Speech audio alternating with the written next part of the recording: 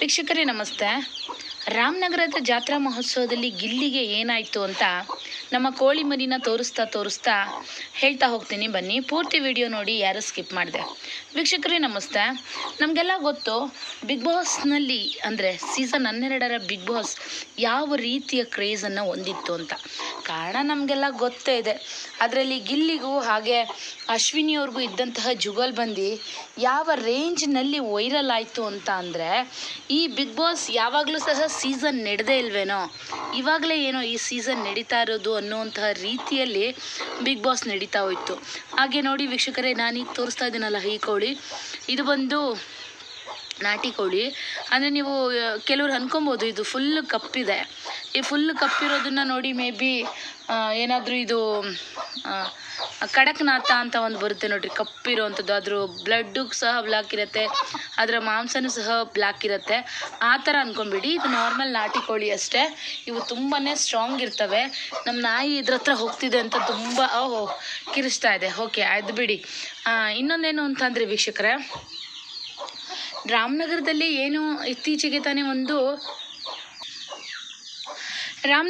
ಇತ್ತೀಚೆಗೆ ತಾನೇ ಜಾತ್ರಾ ಮಹೋತ್ಸವ ನಡೀತು.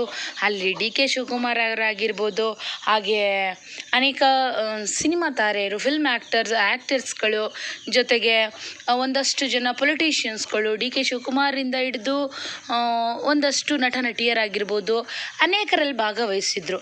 ಆದರೆ ವಿಶೇಷತೆ ಏನು ಅಂತಂದರೆ, ನಮ್ಮ ಗಿಲ್ಲಿ ಇದ್ದಂಥದ್ದು. ಅಬ್ಬಾ ಗಿಲ್ಲಿಯ ಕ್ರೇಜ್ ಯಾಕೆ ಹೇಳ್ತೀರಾ? ಬಿಗ್ ಬಾಸ್ ಮುಗಿದು ವರ್ಷನೇ ಕಳೀತಾ ಬಂತು, ಹೊಸ ಬಿಗ್ ಬಾಸ್ ಶುರುವಾಗ್ತಾ ಬಂತು, ಹೊಸ ಸೀಸನ್ ಇವಾಗ ಬರ್ತಾ ಇದೆ, ಇನ್ನೊಂದು ಸೀಸನ್ನು. ಬಟ್ ಆದರೂ ಸಹ ಗಿಲ್ಲಿ ಕ್ರೇಜ್ ಮಾತ್ರ ಇನ್ನೂ ಕಡಿಮೆ ಆಗಿಲ್ಲ ವೀಕ್ಷಕರೇ. ಇವರಿಬ್ಬರು ನೋಡಿ, ಇವರಿಬ್ಬರು ನನ್ನ ಮುದ್ದಿನ ನಾಯಿ ಮರಿಗಳು. ಇವೆರಡನ್ನೂ ಸಹ ರೆಸ್ಕ್ಯೂ ಮಾಡಿದಂತಹ ನಾಯಿಗಳು.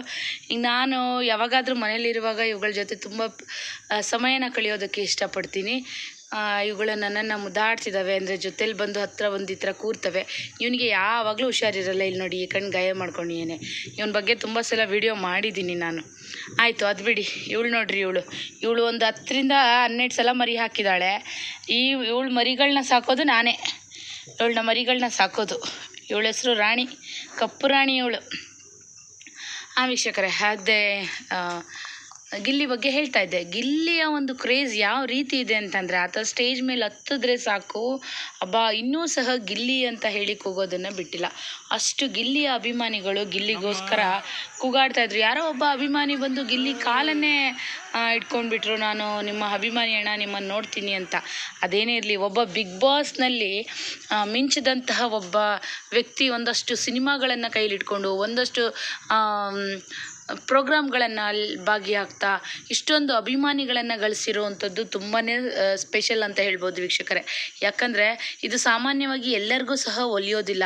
ಆದರೆ ಗಿಲ್ಲಿ ಗಳಿಸಿದಂತಹ ಅಭಿಮಾನಿ ಬಳಗ ಇದೆಯಲ್ಲ, ಇದು ನಿಜವಾಗ್ಲೂ ಸ್ಪೆಷಲ್ ಅಂತಲೇ ಹೇಳ್ಬೋದು ವೀಕ್ಷಕರೇ. ಯಾಕಂತ ಅಂದರೆ ಇಂತಹ ಅಭಿಮಾನಿ ಬಳಗ ಸಾಮಾನ್ಯವಾಗಿ ಇದುವರೆಗೂ ನಡೆದಂತಹ ಬಿಗ್ ಬಾಸ್ನಲ್ಲಿ ಯಾವುದೇ ವ್ಯಕ್ತಿಗಳಿಗೆ ಸಿಕ್ಕಿಲ್ಲ.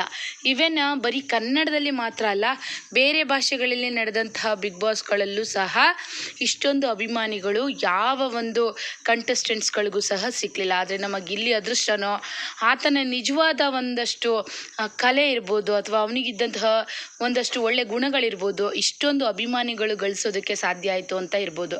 ಅದೇನೇ ಇರಲಿ ವೀಕ್ಷಕರೇ, ಆದರೆ ರಾಮನಗರದಲ್ಲಿ ನಡೆದಂತಹ ಜಾತ್ರಾ ಮಹೋತ್ಸವದಲ್ಲಿ ಎಷ್ಟೋ ದಿವಸಗಳಾಗಿದೆ ಬಿಗ್ ಬಾಸ್ ಕಳೆದು, ಆದರೂ ಸಹ ಗಿಲ್ಲಿಗೆ ಒಂದು ಜನಗಳು ತೋರಿಸ್ತಿದ್ದಂತಹ ಪ್ರೀತಿ ಅದು ಎಕ್ಸ್ಟ್ರಾಡಿನರಿ ಅಂತ ಹೇಳ್ಬೋದು. ಅಷ್ಟೊಂದು ಜನ ಸ್ಟೇಜ್ ಮೇಲೆ ಹಿರಿಯ ರಾಜಕಾರಣಿಗಳಿದ್ರು, ಒಂದಷ್ಟು ಜನ ಬೇರೆ ಸಿನಿಮಾ ತಾರೆಯರಿದ್ದರು. ಎಲ್ಲರನ್ನೂ ಸಹ ಬದಿಗಿಟ್ಟು ನೋಡಿದ್ರೆ ಗಿಲ್ಲಿಗೆ ಇದ್ದಂತಹ ಕ್ರೇಜ್ ಅದು ತುಂಬಾ ಜಾಸ್ತಿ ಇತ್ತು ಅಂತ ಹೇಳ್ಬೋದು. ಹಾಗಂತ ನಾನು ಅಲ್ಲಿದ್ದಂತಹ ಜನ ಬೇರೆ ನಟನಟಿಯರಿಗೆ ಪ್ರೀತಿ ತೋರಿಸ್ತಿಲ್ಲ ಅಂತ ಹೇಳ್ತಾ ಇಲ್ಲ, ಅವ್ರಿಗೂ ಸಹ ಪ್ರೀತಿಯನ್ನು ತೋರಿಸಿದ್ರು. ತುಂಬ ಆತ್ಮೀಯತೆಯಿಂದ ಅವ್ರ ಜೊತೆನೂ ಸಹ ನಡ್ಕೊಂಡ್ರು. ಅದು ಬಿಡಿ, ಅದೊಂದು ಇಶ್ಯೂ ಆಯಿತು. ಅಲ್ಲಿದ್ದಂಥ ಜನ ಡಿ.ಕೆ. ಶಿವಕುಮಾರ್ ಅವರು ಇರುವಾಗ ಡಿ ಬಾಸ್ ಅಂತ ಹೇಳಿ ಕೂಗಿದ್ರು. ಒಂದಷ್ಟು ಕಾಲ, ಒಂದಲ್ಲಿ ಸ್ವಲ್ಪ ಹೊತ್ತು ಬೇರೆ ರೀತಿ ವಾತಾವರಣನೇ ಕ್ರಿಯೇಟ್ ಮಾಡ್ತು. ಅದೇನೇ ಇರಲಿ, ಆದರೆ ಗಿಲ್ಲಿಗೆ ತೋರಿಸಿದಂತಹ ಒಂದು ಪ್ರೀತಿ ಅದು ಎಕ್ಸ್ಟ್ರಾಡಿನರಿ. ವೀಕ್ಷಕರೇ, ಈ ವಿಚಾರದ ಬಗ್ಗೆ ನಿಮ್ಮ ಒಂದು ಅಭಿಪ್ರಾಯವನ್ನು ತಪ್ಪದೆ ಕಾಮೆಂಟ್ನಲ್ಲಿ ತಿಳಿಸಿ. ಹಾಗೆ ಯಾರಿಗೆಲ್ಲ ಈ ಮಾಹಿತಿ ಇಷ್ಟ ಆಯಿತು ದಯವಿಟ್ಟು ಲೈಕ್ ಮಾಡಿ, ಶೇರ್ ಮಾಡಿ, ಕಾಮೆಂಟ್ ಮಾಡಿ, ತಪ್ಪದೆ ಸಬ್ಸ್ಕ್ರೈಬ್ ಸಹ ಮಾಡಿ, ಮಿಸ್ ಮಾಡಿದ ಬೆಲ್ ಐಕಾನನ್ನು ಸಹ ಒತ್ತಿ. ಧನ್ಯವಾದಗಳು ವೀಕ್ಷಕರೇ.